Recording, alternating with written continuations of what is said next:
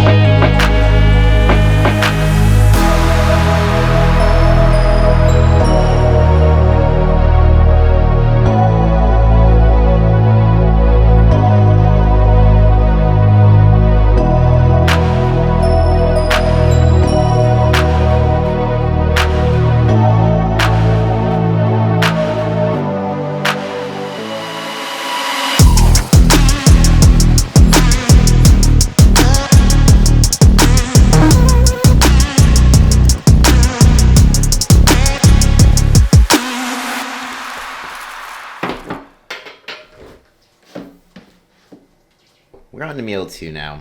It's just chicken and rice, nothing too special or crazy. Got some takeout sauce on top, which I need to order more of. But we have leg day today. I cannot take you with me, unfortunately, because Des is sick. So I've been a lone ranger this week again. But if y'all could give Des some well wishes, that would be solid. So we'll see what the rest of the day consists of. I'll try not to make it too boring, but I have a lot of work to do at the desk, so that's always kind of hard to make a vlog of content through my day because I'm mostly here besides the gym. So without the workout, I apologize, but we're going to do what we're going to do. We're going to see what happens. And yeah, just thanks for watching. Definitely a lot of thoughts in my brain. Maybe I'll spit those out to you, but I'm going to eat this first because I'm definitely hungry. Okay, so leg day is done, and I'm here making my usual shake. I keep going back and forth wherever I'm like, this video is also just boring. I should stop, but I'm going to try my best to keep going. Whew. I was thinking, well, I was doing my leg workout, so I posted this video the other day of, I think it was, oh yeah, a video about growing your biceps, how to do a proper bicep curl. And I got a lot of comments about my legs being small, and it's funny because it's like I know those are coming from people who probably who just have a mission of misunderstanding my situation or just have no idea of my history, and they just comment without thinking, oh, maybe this person has a knee injury, maybe they compete in physique, so legs aren't actually the majority of their focus. But yeah, it's not that I want small legs. If I could have it my way, I would be competing in classic physique or bodybuilding, but I'm competing in men's physique because I have a knee injury. It is the category for knee injury. It is upper body bodybuilding. And I will admit, I would love to do classic physique, but I will say, I think men's physique is also growing on me. I'm actually enjoying the category for the category it is. I'm starting to really appreciate it and follow more of, men's physique in general versus just classic and open bodybuilding. If you don't know the difference between these classes, I'll have to explain it to you one day. But that to say, legs are not my strong point. They have not been since I was in junior high or whenever I got out of soccer. Because knee injuries are real. I have arthritis, I have no meniscus, I have a partially torn patella tendon. So if anyone wants to talk shit about my legs, please feel free to do so, because it just kind of makes you probably a miserable human. Anyways, I will say though, also, that the pumps from my workouts have been crazy lately, which is different because usually during prep with your food lower, your pumps are not as great. But what I have been doing, I'm going to show you. So I've been taking this pre-workout lately, the past couple of weeks, So this is L-carnitine. This is liposomal. You can also inject L-carnitine, which is the preferred method because it's more bioavailable. But if you're afraid of needles, like me, I don't want to inject something every day. So I decided to go for the liposomal. So you just take that and kind of let it sit under your tongue for a bit. But L-carnitine, as it says here, so it also has, so it's with L-citrulline, which is why it gives you such a good pump. So on top of being able to get a good pump if you take it pre-workout, it also promotes fat burning, supports healthy glucose metabolism, promotes androgen receptor health, and supports heart health. So L-carnitine is one of those little hacks that you can use. Say you're like, I really want to up the sensitivity of my androgen receptors, and I don't want to like take anything extra or whatever. This could be like a good little first step. Give your androgen receptors a little boost, This feels very much like I'm giving you an ad, but I just wanted to tell you what I've been doing to get an awesome pump. So if you want an awesome pump, New Ethics, liposomal L-carnitine. Give it a try. Let me know what you think.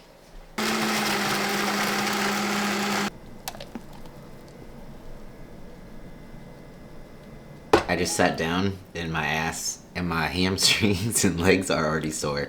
Usually it takes a second, delayed onset soreness. Nope, no delay here. We are completely sore. That's also the fun part of prep. With lower food, you get a bit more sore, a little easier, but hey, all worth it in the end. So here's the shake. I'm gonna get back to work. I've got projects that I'm working on. It's exciting, but also overwhelming and stressful. One, I'll let you in on, and I kind of want your guys' opinion. So I'm gonna wait till a little later to go over that with you guys, but it's just something that's been weighing on my mind and something I brought up in the past, but I'm seriously considering it now. So yeah, I would like to get your guys' opinion, but gonna drink this first. Dinner time, still working, same spot. Pretty entertaining, right? Okay, so chicken, asparagus, rice. Same old, same old. I'm gonna eat this. Then I still have things to discuss with you. But first, food and finishing work. Yeah. Okay, so finally time for the last meal, and this is a little bit different, a little bit, than what I have been doing that I've showed you so far. So I'm still doing the frozen raspberries and frozen blueberries. It's 100 grams of raspberries, 50 grams of blueberries, and I'm warming them up, but I'm not doing the cream of rice. I'm doing frozen mango. So what I do is I put this in the microwave for 3 minutes still, and then I pour it over the frozen mango because it kind of just helps thaw it out. But I like it to be like cold still, slightly frozen, but it's soft. So it's just a texture thing, and yeah, and then almond butter. It tastes great. I'll show you what it looks like, but I just want to show you how I make it. It kind of tastes like cobbler, but without, like the crust, the streusel or whatever. So sans the good stuff, but the almond butter does kind of give it a buttery taste. So it's kind of a mock fruit pie. Just like before, nice and steamy hot, becomes like a bit of a jam. So then I just pour it on top.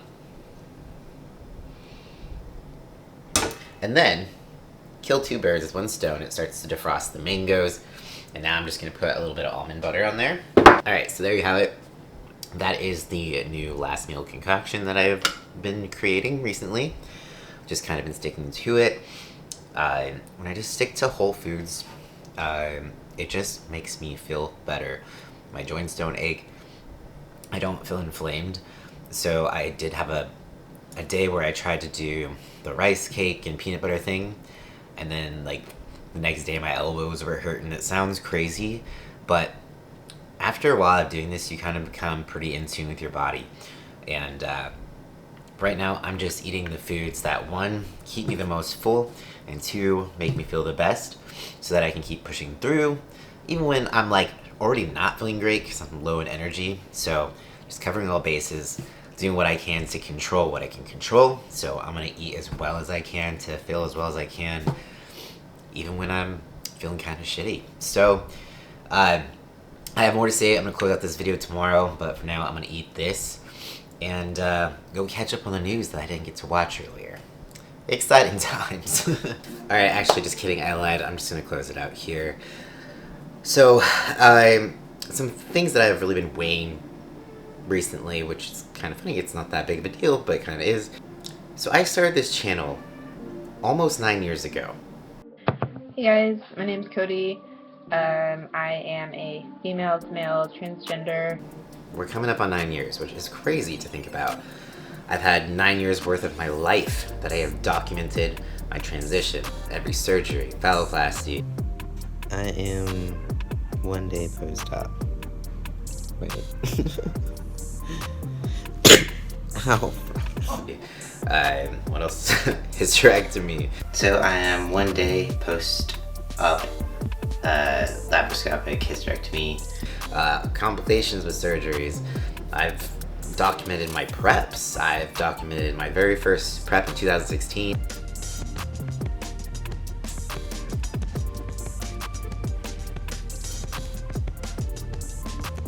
And then 2020, I did 2 shows and I documented that.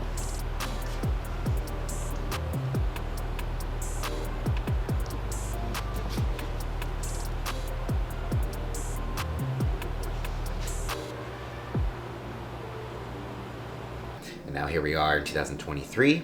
I am documenting my prep, and the surgery stuff is mostly behind me. You know, the transition is, I mean, you know how they say it's never really like over, but the big parts of it are over. The big milestones are done.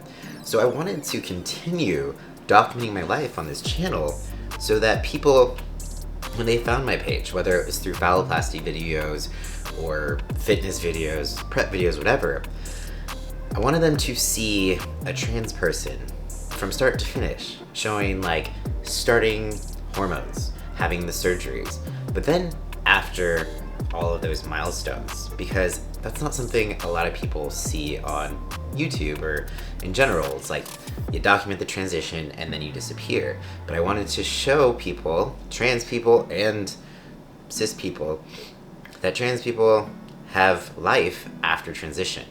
When you're just starting out, when you're in the thick of it, and you're a trans person trying to get through all the surgeries and milestones and trying to be more aligned with who you feel on the inside, it can be exhausting, and you can kind of run out of hope and be like, is this ever going to end? What's life like after all of the surgeries are done? What is life like after I stop kind of just going to the next thing? Like, the next thing after hysterectomy is phalloplasty. So you're like, hormones, top surgery, phalloplasty, or hysterectomy, phalloplasty, etc., etc. So what happens after that? That's what I'm trying to show. I'm trying to show that we as trans people can live completely normal lives post-transition surgeries, and we can live them happily. And that's where I'm at, and I really wanted to show that. So what I'm getting to, the point is that because so many of my phalloplasty videos, so particularly, there's a couple, but one most particularly, it went viral. So it's got over 2 million views. Maybe that's not viral for a lot of people, but it is for me. And so that is how people find me, both good and bad. So there's a lot of trans issues in the news and everywhere right now. So my channel gets found due to phalloplasty stuff. It's been used for bad examples. It's been used for good educational examples. Whatever, I'm fine with it, mostly. But what's happening is that essentially YouTube kind of hates my channel because it's not just focused on one topic anymore. Started out all transition stuff. Now it's all fitness stuff. You know, I'm a coach. I like to post fitness content. I want to post more educational fitness content. But most of the people that are here right now probably not watching.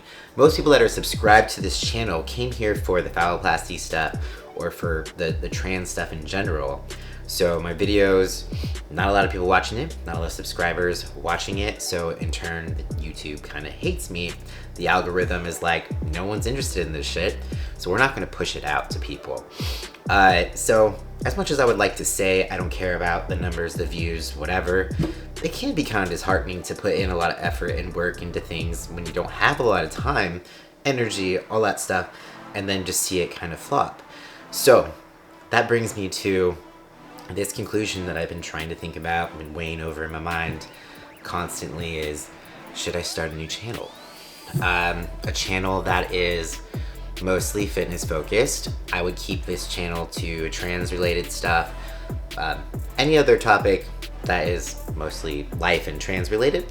The other new channel would be still life related, business, coaching, fitness, but that's where all of that stuff would be. So definitely fitness focused. I want to do educational stuff. I want to do vlogs like I'm doing. But I don't want to be limited by the past content that's been on my channel, because that's what people still are finding. So even though I'm putting up new content and I haven't put any phalloplasty related things or transition related content up for years, guys, years, the phalloplasty and trans content is still what's getting the most views on a daily basis. So in turn, the algorithm's like, cool, we like your trans stuff, but we don't like whatever you're doing now, so you need to stop. It's not great. So I don't want to stop. Regardless, I'm still gonna keep going. But what do you guys think? Would you follow me over if I made a new channel that was like this type of stuff, fitness stuff, educational? I would still do probably recipes, cooking, that sort of thing over there as well. And then if I had any trans updates, stuff like that, I would just leave it on this channel. So let me know what you think. If you'd follow me over to the new channel, if you think I should stay here, what do you think would be the best option in your opinion? All right, yeah. So that's what I've been thinking about. If I could get your help, that would be awesome. Because I just need to make a decision. I've got that decision fatigue, anxiety going around in my head. I'm like, I just need to make a decision. So help me out, guys. Let me know what you think. I'm gonna wrap up this video for real now. Peace out. Thanks for watching. I'll see you next time.